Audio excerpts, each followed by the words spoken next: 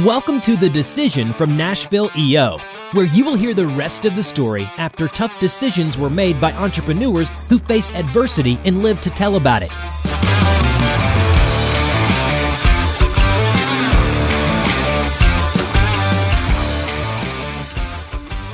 Hi, Robert Hartline here with Eric Jackson with The Decision, the Nashville Entrepreneur Organizational's podcast to help you with that decision, that place and time where you're stuck. And sometimes you need some help. You go to forum and say, listen, fellas and ladies, I need some help. I don't know what to do. And you walk in and you do a presentation. They like to call it the deep dive. And the reason we do this podcast is for our younger selves to help other entrepreneurs on a decision that we need to make. Miss Angela Proffitt here. What's up? What is going on? Now tell us a little bit about Angela. Yes. How long you been in EO? I've been in EO since 2013 or 14. I did Catalyst prior to that, so I had some experience with the forum, and it changed my life. It changed my life. How so? Oh my gosh. I had my business almost 10 years, my first business almost 10 years before joining EO. And I don't have a business degree. I went to school to be a psychologist. I worked in a mental hospital. I worked in healthcare in corporate America. And I loved helping people, but that definitely was not my calling. My family had a wedding venue for 35 years on the Gulf Coast. And my uncle was an entrepreneur, but my parents were not.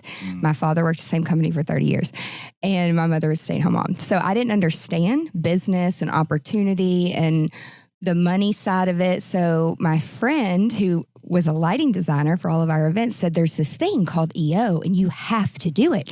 You are going to be dead before you're 40 if you don't do something to better yourself. And you're on all these boards and you help all these people, but what value are you getting for you? And that hit me hard. He's like, I know you don't have time, but you're spending your time doing the wrong things. And now that's what I teach. Here we are. It's so many years later, over a decade later. And I'm so glad I listened. He did not shut up until I went to Catalyst and learned. And I learned basically, I felt like I was getting an MBA in business, but like way better. Just all the teachings. And so throughout the years and meeting other EO members and having opportunities, we've pivoted and we've grown. And I've been part of lots of startups and lots of companies. And it's been a wonderful ride. You know what showed up for me when you said that? Did you say you worked at a mental hospital? I did, y'all. My first job was I worked in a morgue, and I didn't know it was with dead people. How is this a mental hospital with dead people? Oh, no. So I worked at the morgue first, and because I was getting college credit for rotations. And then because I taught this lady in gymnastics who was like 30 at the time. And I'm like, oh my God, I hope I can do that when I'm 30 years old. I was like 20. And she worked at a morgue. And she's like, I know you're in nursing school. You could come and get some great hands-on experience. I didn't really know what that meant. And then my parents were like, yeah, I think that's great. But so it was like a college thing. Got it. And then I did work in a mental hospital in Pensacola, Florida. Well, the mental hospital thing kind of stood out to me because I often think that, entrepreneurs are just different.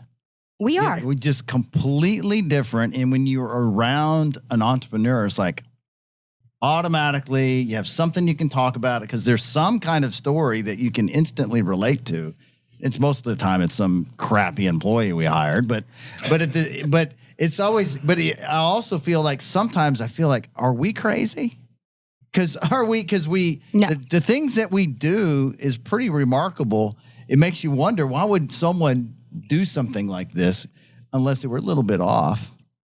Well, and again, because I worked in a mental hospital, I can say this, with all the passion in the world, that we are unique. We have our own personality. And that's the number one thing the hospital taught me, is that I am not crazy, even though my parents think I am, and my family who are not entrepreneurial, who don't wake up with all this energy and ideas and excitement. And it's like, you have to figure out how to fuel all that energy and where does it go? And if you don't put the energy into the right people around you, it's just going to make you feel like you're nothing. I mean, even driving on the way here, my friend was Marco Polo and me, who's a floral designer, and he's like, I feel so defeated. And my parents, they were around for the holidays. And I'm like, Jake, don't go to people for advice who've never done what you want to do. And the problem is some people, we don't know what we want because no one ever asks us. We just know what our environment raises us in. And so I always say I broke out of my shell when I was like 30 because I had an opportunity to actually plan Kelly Pickler's wedding on a private island. But I had a job at the hospital and I didn't have time to think about it. It was like sign a bunch of paperwork and NDAs and get on a bus and go to be on this TV show to plan this wedding. And I chose under 24 hours. I didn't talk to anybody. I'm like, I'm going to take this opportunity and my parents will think I'm on drugs. And they did. And, why would I do that? But I can always go back. Why not? Why not take 6 months off? Like I had the money saved. I did everything my parents told me to do. But EO taught me all this, how that there's nothing wrong with you. There is mental illness. And a lot of times as entrepreneurs, we bring it on ourselves because we put so much pressure on ourselves. And that's because we want to do good for others and we want to show up for others. And when you don't have a support system around you in the entrepreneur world, then there are negative things. And I did have patients end up in the mental hospital.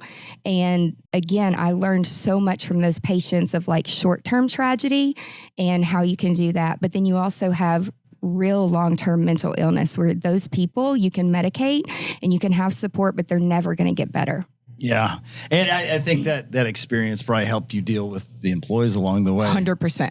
So let's take you back to that moment. You get into EO, you're getting your feet wet. You're understanding what it's like to be in form. And what was a challenge that brought you to form with a presentation that you would like to share?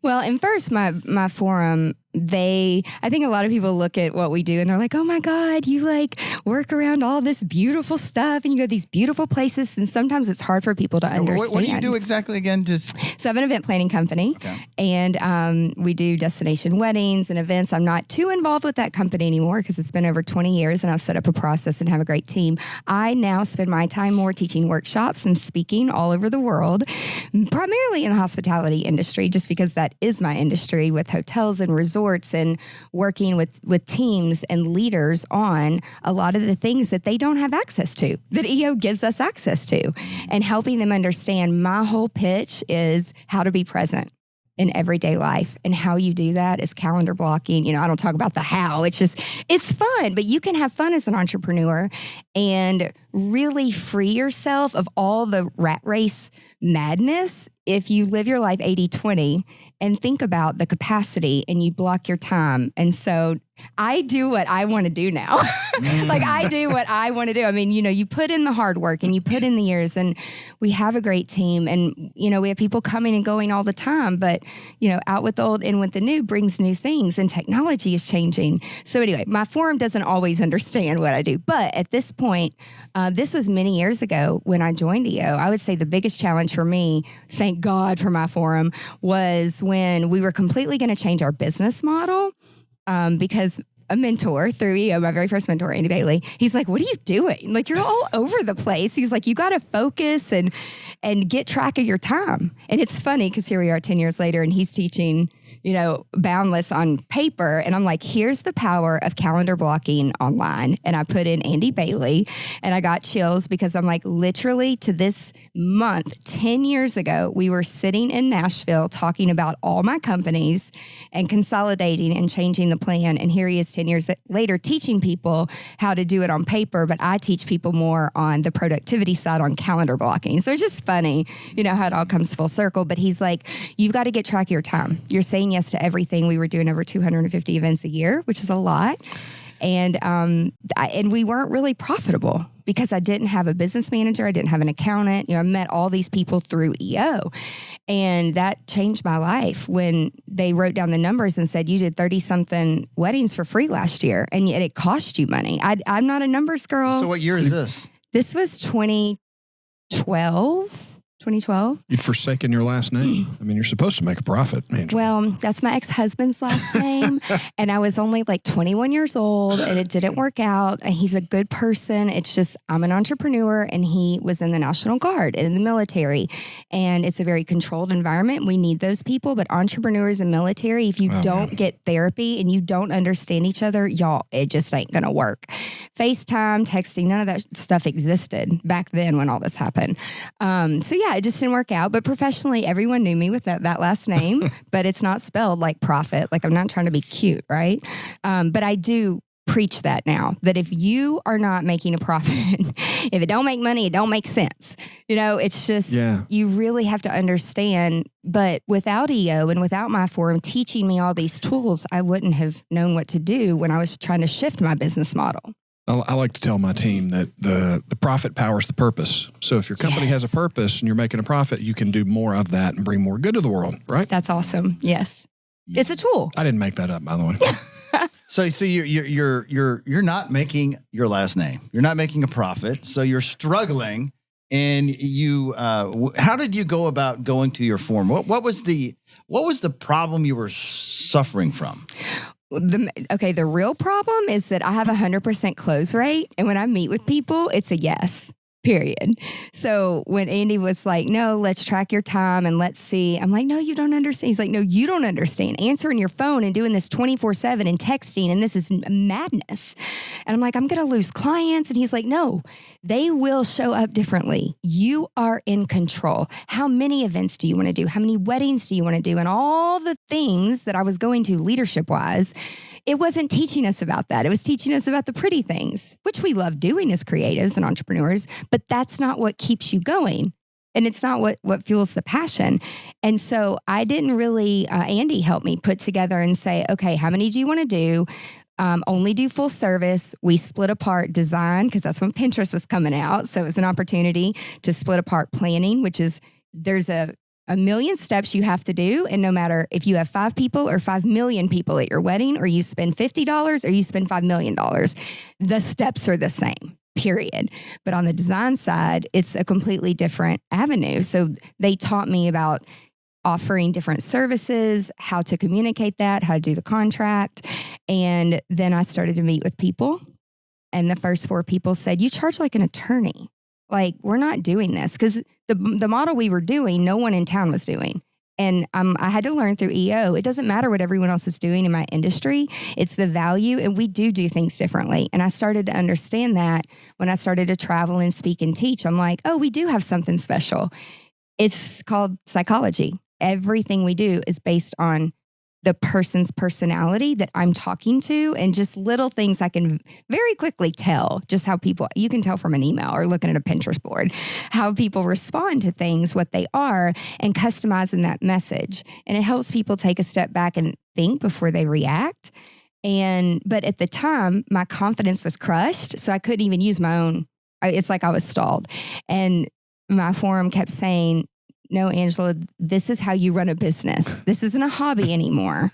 So the reason I wasn't a numbers girl, there was always money in my bank. I always worked and I had money saved. So I never really paid attention. Everything's on auto in my life, which is not good, people. You should at least evaluate at least once a year. I'm not telling you what to do, just from experience. I'm like, oh, that's a $23,000 mistake. Well, how was this part of your life, part of your business showing up with you personally? Like, it's one thing to say you're not making money, but how is it really affecting you, Angela? Oh my gosh, it was terrible. Who is Angela then?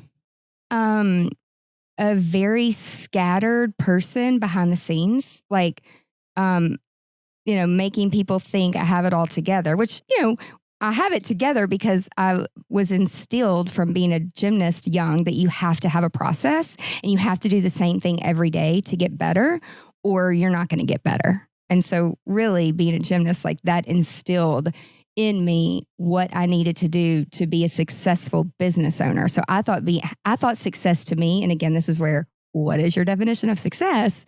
I thought it was doing 250 events a year with all these employees and all these people who needed me. Right? It was like I need to be needed. And so it felt good, of like the text and the emails and the phone calls. Busyness. It's almost like I liked it. Yeah. It was like an adrenaline thing. But then when you learn another side of it through EO, and it's like, no, I mean, it's the complete opposite of everything that I thought that I knew. And that's not what really running a business means. And so I got access to new information where I could shift my mindset. And I did the work because I did not want to feel like that anymore. I was so unhealthy. I mean, I didn't sleep. I would drink Coke constantly to stay up 3 nights in a row. My hair was falling out. I gained a ton of weight. I mean, you guys know, you know me for a long time. You've seen me go up and down and up and down. You look terrific. Well, now, but the point is like, what you focus on and where you put your energy and where you know your capacity. And I do very elementary things like color code. It works. But again, 90% of me taking these tools and using them, it comes from EO, but you got to do the work. You got to do the work. And so going to my forum and saying, oh my gosh, these people are saying no, I got to go back to my old business model. And they encourage. They're like, no, keep going. As someone who has intentionally made my life simpler, I have found myself in the last month and a half filling that time with others crap that I don't need to be doing. And so it takes a lot of discipline. So how did you manage the discipline part of this? Through calendar blocking. So we color coded my online calendar, and it seems so elementary, but he's like, when you look at it in a week, what is your balance? And so we have red for meetings, meaning that's my face only, blue for the things that I need to do on the business, and I can do it at home and it's flexible time. Green is billable time. So that's client work behind the scenes that we're working on because we track our hours with our clients. And then orange is like personal, like workout time, get my hair done time. And so when you look at a week, back then you asked who was Angela? Angela from 6 o'clock in the morning till 4 a.m. It was just red. There was no me time. There was no family. I would go to family dinners and my dad's like, put your goddamn phone down. Yeah. You need to be here. And I'm like, no, Daddy, you don't understand. There's so many emails. There's like 1,000. And he's like, you don't understand. And then my dad got cancer and he died. You know, and it's like, now I understand that, you know, being older and having more life experience, like what that means. But presenting the things to my forum, you know, I was kind of the baby of the group. So it's almost like they loved seeing that vulnerability. And because I almost didn't even know how to present a presentation because I'd never done it before, because I'm used to everyone coming to me for help. No one asked me, what can I do for you? How can I help you? Because the people around me were not the right people to help me get to where I wanted to go. You know, a lot of things that show up with a lot of things that you were saying, and I'm reading a book called Letting Go. And we spend a great deal of our life having, in the act of having, by doing, but we really are trying to be. Ooh, I love just that. Trying to be. And what you're saying is like, you want to be here. You want to be in the now. You want to just be part of the experience. And what we tend to do is do. And we feel like we're getting, but we're not. Like the purpose is that we're not being for our dad. We're not experiencing what we're supposed to be experiencing. It was just breath. We're here today having a conversation on how to be. Because at the end of the day, that's what I'm discovering is we're just trying to be. And what you were saying about your time blocking is just like setting the intention of the time, right? You're basically saying what Dave Ramsey is asking you to do, spend your money on paper. But no, why don't you spend your time on paper before the month begins? And then you can, have an outcome of something. Like, what do we want? We have to think about it. We have to imagine it. What is your dream? What is Angela's dream? What's the outcome? Oh my gosh, it's so funny. Well, and so going back to the time thing is I like to call it pots, because I can't grow anything, but like I grew up and live around flowers with my industry. But when you plant something, in a pot, your seed grows. And so if you have at least 4 time pots of your personal life and your professional life, your work life, or even if you're a soccer mom, you have to show up for other people, like with kids. And then you've got to have your growth pot. And then you've got to have the meeting pot where your face is required, or there's still a task that has to be done, but someone else can do it. And so those are like the different pots, just, for mentally, just to close that loop. Okay, what was the question? Why are you doing it? 'Cause at the end of the day, what's your vision? What is what do I want? Okay, it's funny. So Andy's like, what do you want? So when I went to Private Island for my very first time, which I didn't even know that was a thing, I went there and it's this tiny little island in Antigua called Jumbie Bay. And I'm like, my dream, I told Amy, I'm like, I want to buy Private Island and I want it to be the happiest island in the world because I know what drives people based on their personality. It's the whole foundation of every business I work with, every client and couple we help with. Like it is everything, which really goes to communication. And then I went to this Private Island and then I'm like, I started traveling pretty much for a living and working on a lot of private islands. And then I'm like, I don't know. I don't need to own a private island. Is this not the dream anymore? No, I'm like, I just like to be the consultant and then I can go in and help them. It's always the people. It's a huge miss when you don't put your people first, especially in hospitality. They're people taking care of people. And when you don't take care of your people and there's a culture problem or there's one bad egg or there's mental illness and it's not being handled, it's like those types of situations where doing weddings on these islands, they're like, well, how are you so happy? Because wedding planners have a rap, like that we're some crazy bitches. We are control freaks, but let me be clear, I'm a control freak because I value an experience. And if one person doesn't do their part, or if they have a new person who's not appropriately trained on what the goal is because they haven't been communicated the way they need to hear it, that's a problem and it's a hole and it's a gap. So just by traveling, some of these GMs have said, can you come in and help us understand how you build your team and how you build, and so that's how the consulting started. And now I'm like, I don't want to own anything. I'm in the phase of life today, right now, it depends on when you hear this or watch this, of I just want to travel the world and meet people and connect with people where I can make an impact from my pain. Because my therapist said, I have so much guilt, like from my dad and everything. It's like, I don't want to start crying. But she's like, I want you to use your pain and not being present for your family for 10 years, thinking that you needed to like build this big empire, which I made it up in my head. No one told me I had to do that. And you're thinking that you have to do all these things. And she's like, instead of living in regret and being depressed about it and just beating yourself down, let's transform it into a positive message. And again, this is where EO people have helped me really craft my story. And COVID was great for us because I was able to take more of a step back, get better in shape. We shifted from software to wellness. So a lot shifted based on my personal experiences. And now all these people in my industry, they're buying treadmill desks because I bought a treadmill desk. So it impacts other people's lives and they're losing weight and they're becoming more healthy and they're learning to eat better and they're learning to spend their money on good, clean food rather than going to Starbucks every day and spending $30 a day. So it's just the information. It's like, I don't want, my mom's trying to get me to build another house right now. I'm like, I don't want stuff.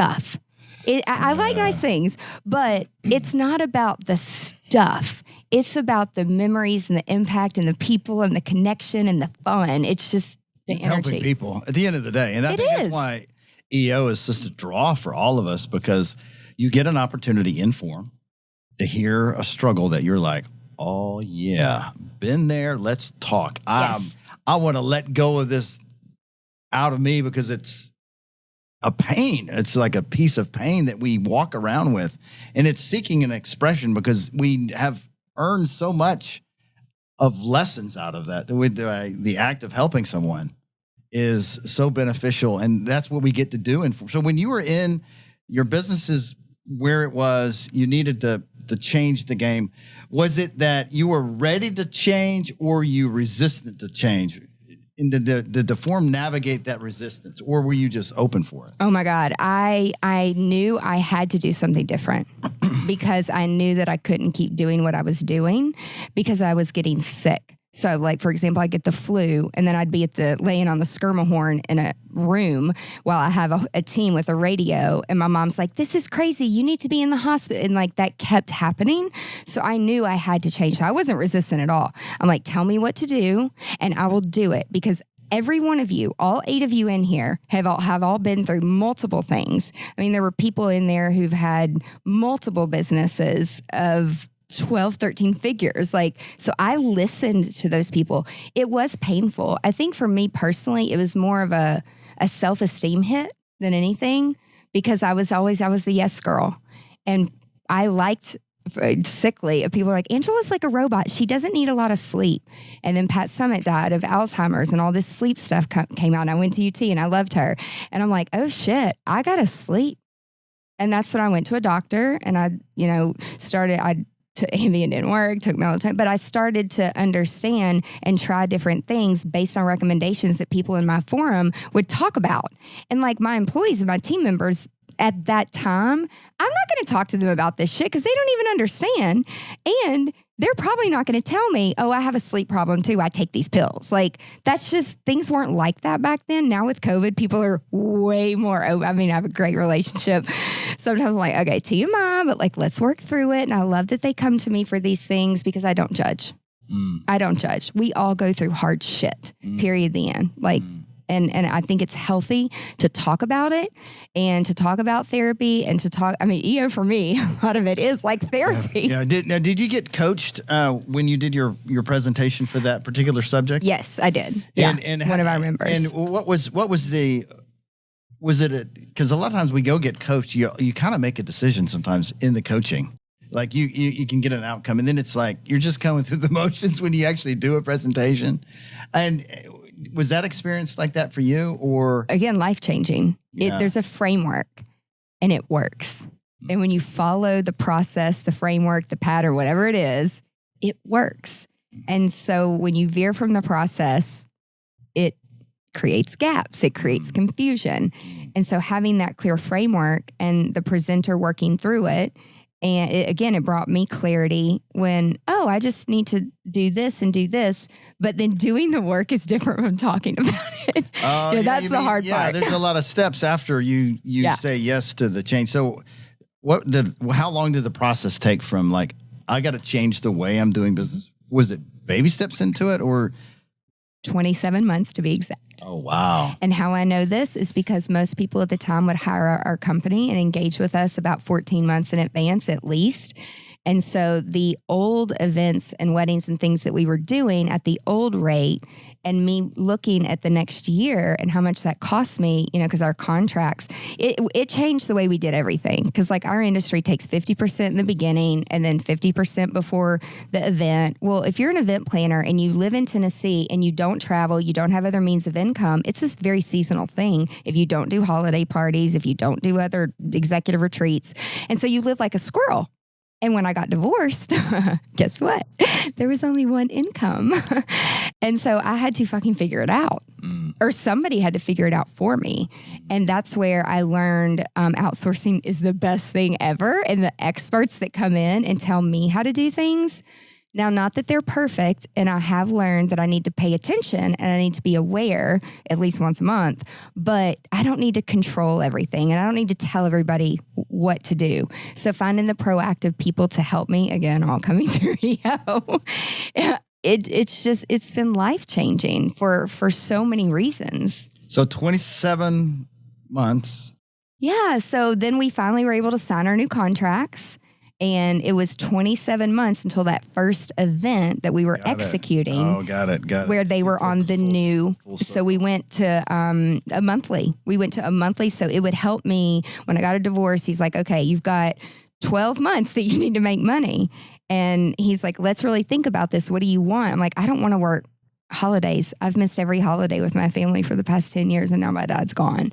I want to be home or I want to be traveling or taking my family somewhere around the world to a cool place that I've already been.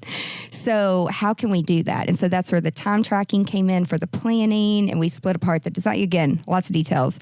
But at the end of the day, you've got to know where your time is going and you have to make sure it's profitable. So when my family and friends are like, and I have this thing in Italy, can you just help out and sponsor and da-da-da-da? And I'm like, we have a framework and it's like, we have a hard cost of what the labor is going to be, what it's going to cost the company to do it. If I want to volunteer my time and I look at my capacity, I can say yes or no. It doesn't mean I don't want to do it. It's just sometimes I'm like, what's your time frame? In the next 3 months, we're completely at capacity. It's something that's showing up for me as you were talking, and I lost my father-in-law during COVID, and his death shaped our family tremendously, and it was a pivotal moment for my family. And I'm noticing that with you, with your dad passing, it Very was much. it was like you probably had a sensation in you that it was off the business, the stress, how your body was being abused by this stress, because this is what it is. And it was something so profound as a death to flip you into decision making. As an entrepreneur, if you've ever had a near-death experience, that's what drives change. Oh, yeah. So it's my dad dying, and then me. I've had COVID really bad. I actually almost died for real. And I made good vibe videos to like my nieces and nephews and my team members. And my doctor's like, you have to get in shape. You are so overweight and you are so out of shape, because I was sitting for 10 months building a whole nother company for social media strategy. And 90% of our clients were EO members, but we had 10 figures ripped out from under me in 48 hours for all the events we were doing. And when I heard from Amir Jahangir, who was my groom, who like led the Nashville team and all the infectious disease with like all the COVID stuff, he's like, and you're not doing any events for a year. Like, and that helped me know, okay, confirming with all of my clients, what are we going to do? And then learning to build 3D online campuses and weddings and the metaverse, like the shit we're doing now. I'm like, this is crazy, but I love technology. Like I'm very much into VR. We build cool floor plans and stuff. And the virtual conferences are great. It gave us a great opportunity. We actually made more revenue in a year than we probably did in the last 3 years from Proffitt, because it was a needed thing and no one knew how to react. No, we didn't have a backpack and a compass on how to do it. But it reminded me, it's never about the money. It's a purpose and a need. Like all my friends and EO people, they're like, oh, you do all this social media stuff and all this content. We have time now. But again, I lost myself, and it happens every few years when something bad happens or a tragedy happens. And it comes in threes. It's like divorce, death, and then I don't know. It was like something else. You know, it's always big things. With me, it was COVID. Then my dog got cancer, who's like my child. And then like some things happened in my family. My sister's very sick and she has 4 children. And so you have to make a choice. Like, where do you want to show up? I know my impact with my nieces and nephew are way more important right now at their ages, that I need to be there for them. And so that's where you want to set aside the time, but they have to be ready to listen. And sometimes, in family dynamics, and it's hard to say, but I don't get along with my sister. We don't speak, and it's because we're different people. But I think she's a great mom, and she's a stay-at-home mom, and that's great. But she feels like she's less than, because I travel the world and I do all these great things, and this is where therapy comes in. But I don't want it to affect the children. Like my thing is like, I just want to make an impact on people so that they can make good decisions. Because even when I was in high school, there's people who did stupid shit, and it follows them to today. Like even professionally. And so I tell the kids, I'm like, you're going to work in any of my companies or your uncle's company? Because my brother's in EO too with his company. I'm like, either of our companies, you got to keep your shit straight. Because our parents said, you be nice to everybody. You be nice and you be kind to everyone. And the hospital taught me that. Working, you can look so put together and smile. I mean, it just happened to one of our clients, and you never know what's going on. And you wake up and people die from it because they don't have an outlet. And they don't know that there's help. You're telling this story, and I wonder, are you able to make a tough decision without tragedy? No. It takes a near-death experience for me, and talking to a lot of different entrepreneurs. They're like, God, yeah. You're right. It takes a really bad thing that is so painful that you never want to do that again. And every single big pain that I've had, like my computer crashing in college, the flood in 2010, and having 8 displaced weddings, we have our stories. That was one of the speakers who said, you have your foundational stories that shape you into who you are today. And it's those very painful things where I'm like, I never want to feel like this again. I never want to be like this again. What can I do different so I never have to do that again? And I'm like psycho gung ho. When I say I'm going to do something, I fucking do it. I have a feeling that it's I'm all in. absolutely like, That's I've the always truth. loved your energy. You've always had like a ton of good energy, and that's probably how you've been successful. It's all we do is energy. Absolutely. We're just maintaining our own energy so we can help others with their energy. And so after you have made this transition in the form, like if you were to go back, well, let's just today, let's say a new EO member joins Forum. Mm-hmm. Your little sister is doing the exact same thing. How do you help the little sister? Mm-hmm. The little Angela, Yeah. right? That thinks she can do everything. Mm-hmm. How do you do that without giving her advice? Well, so there's a couple things. The first thing to know is, and I've had to learn this the hard way, is, because I've actually been through this with my little brother, and I'm like, oh my God, there's this thing, and there's this thing, and there's this tool, and this tool, and I just vomited. And he's like so overwhelmed to begin with, being a fairly newer business owner. And so don't do that. Like I've learned, like, don't do that, because then they just kind of shut down. I saw a great quote. It was something about information overload is like, I'm trying to think and see the image, but it was like something about too much information is like the poverty of something.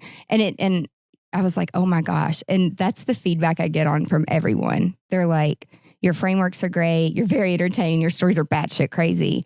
But it's so much information that we can't even process it. And so where I think I just want to help, I just want to give value, because that makes me feel good. I feel fulfilled when I can make other people happy. Now, let's not be confused that there's irrational people out there that you're never going to make happy, and you can't beat yourself down for it. Like, that's what I had to learn. But I had to learn, like with even with my brother, or if my sister was coming in, is let them have the experience and the path. Like, the framework is set up. And then when it's time, that's when they come to you and ask, just like with our weight loss experience, when people come and say, what the hell are you doing? That's when you have a little bit of a window to then use your experience. I'm a big Gestalt girl. When the time is right. And it's ready. So hard. But he had to feel the pain. Yeah. Before he's like, I know you said this, but, or somebody else, this happened yesterday in his forum, a forum member said something to him, and he's like, I know you said this, but hearing it from, and I was like, it doesn't hurt my feelings that you don't listen to me, because I did the same thing. I never take it personally. So I would just say, like, wait till the right time instead of like just telling everybody everything right then. Like, there's an appropriate time and place. And instead of like being excited for them, like let them come to you. And a therapist helped me with that. Even with she's like, don't go home to your family dinners and monopolize the dinners with all of your pictures of all over the world, your sisters. And so we don't, we want to make it about them. And I want to make them the most comfortable they can be. But they have to do their part too. And when the other party doesn't do their part, when do you shift your energy into something else? And when do you give up? And so that's where EO Forum, acts very much like therapy, where they can say, every single person in every single forum I've been in, none of us are best friends with our family, because we're so different and we don't recognize those differences. That it's okay if you don't want to be married and you don't want to have kids and you want to travel the world. It's okay if you want to work at the same company for 30 years. There's nothing wrong with you. It's your personality and it's what fuels you. But I know for a fucking fact, 70% of the people that I worked with and I work around, they are unhappy as shit. I'm not dying like that. I'm not going down like that. And I'm not going to let anybody else around me because they're in a pity party. I can only help you so much. I can't fix you. You've got to want to do the work. So that's where it's like, I'll put a timeline on myself. And that's, again, going back to capacity. And Jay Shetty says people come in and out of your life like seasons for a reason. And a lot of women, I don't know if men do, if you struggle, where it's like, this relationship is done. It's just time to move on. Yeah. And that's okay. It's okay. I've experienced that many times in life. I just simply back away and just go, this is not working for me anymore. Sayonara. This is healthy. great, Angela. Thank you so much for having me. joining us. I think this is a wonderful podcast to listen to if you're in that place where it's not working and your body says it's not working. You do feel it in your soul it's not working. You have a forum. You have people out there. Now, if someone hears this story, is inspired and wants to reach out and maybe pick your brain a bit, how would they find you? Yeah. Well, and your health is your wealth.